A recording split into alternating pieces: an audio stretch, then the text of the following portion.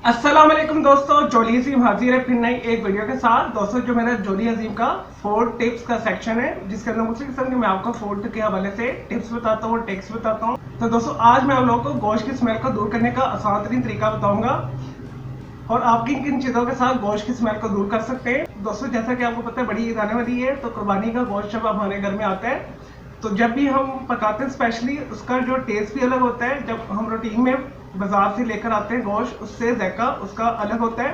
तो दोस्तों उसकी जो मेन वजह होती है, जब कुर्बानी की जाती है 1 से 2 जानवर की या ज्यादा जानवर की, और दोस्तों वहां पे जो जानवर है ब्लड देखकर, और दोस्तों उसके जो है मुख्तलिफ किस्म के एंजाइम जो है गोश्त के अंदर शामिल हो जाते हैं डर और खौफ की वजह से।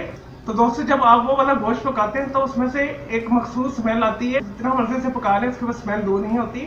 तो दोस्तों जब भी आपने छोटा गोश्त या बड़ा गोश्त पकाना है, या इवन आपने आम दिनों के अंदर चिकन का गोश्त भी पकाना है, और दोस्तों अगर आप 1 किलो या बड़ा गोश्त पका रहे हैं या चिकन पका रहे हैं या छोटा गोश्त पका रहे हैं या कोई सा भी पका रहे हैं, ये मतलब कुर्बानी का गोश्त है, तो दोस्तों आपने 1 लीटर पानी लेकर उसके अंदर आपने हाफ कप के जो है सफेद सिरका शामिल करना है। उस पानी के अंदर पानी को मिक्स कर लें, और दोस्तों फिर आपने गोश्त को धोकर अच्छे तरीके के साथ वो सारा गोश्त जो है उस सिरके वाले पानी के अंदर डिप कर देना है।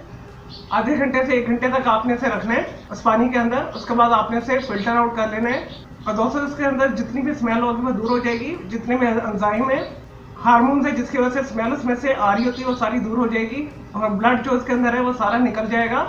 और जब आप इसे पकाएंगे तो आपका गोश्त बहुत अच्छा बनेगा, टेस्टी बनेगा, बेहतरीन बनेगा, जायके में भी बहुत अच्छा होगा।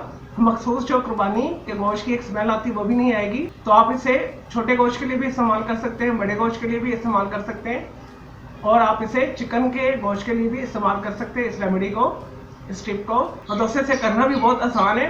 और दोस्तों इसके अलावा आप खुशबूदार किस्म के मसाले भी डाल सकते हैं गोश्त की स्मेल को दूर करने के लिए। दोस्तों आप अजवाइन डाल सकते हैं, आप दालचीनी का पाउडर डाल सकते हैं, मोटी इलायची भी जो गोश्त की स्मेल को दूर करती है, केवड़ा और जाफरान भी जो है गोश्त की स्मेल को दूर करता है। इसी तरह सब्ज़ इलायची भी गोश्त की स्मेल को दूर करती है, सौंफ भी, बादियाम भी, इस तरह के जितने भी स्पाइस है खुशबूदार, ये भी जो है गोश्त की मखसूस किस्म की जो स्मेल आती है वो दूर करती है।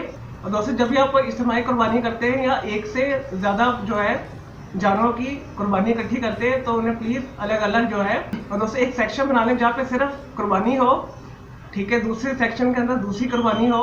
इस तरह जो है गोश्त के अंदर जो डर और खौफ की वजह से जानवर के अंदर एक एंजाइम पैदा होता है, जिसकी वजह से मखसूस स्मेल आती है कुर्बानी के गोश्त में से, वो नहीं आएगी और टेस्ट भी बहुत अच्छा होगा। चलिए दोस्तों, मैं उम्मीद करता हूँ आपको ये गोश्त की स्मेल के हवाले से आपको ये वीडियो पसंद आई होगी। तो मेरे इस वीडियो को आपने लाइक करना है, कॉमेंट्स करना है, शेयर करना है, फ्रेंड्स और फैमिली के साथ शेयर करना है। मेरा दूसरा चैनल है ग्राफिक्स एंड आर्ट्स का कलर क्लाउड के नाम से, उसे भी सब्सक्राइब कर लें। दोस्तों अगर इस रेमेडी के हवाले से, स्टोरी के हवाले से अगर कोई कंफ्यूजन है तो कमेंट के अंदर क्यूरी कीजिएगा, तो मैं आपको इसका जरूर अप्लाई करूंगा। अगर मजीद किसी भी वेजिटेबल, फ्रूट, हर्ब, स्पाइस में से खाने पीने वाली चीज़ों के बारे में पूछना चाहते हैं तो कमेंट के अंदर क्यूरी कीजिएगा, तो मैं आपको इसका रिप्लाई भी करूंगा और मैं आपके लिए वीडियो भी बना दूंगा। मुझे इजाजत दें, ओके, अल्लाह हाफिज़, टेक केयर।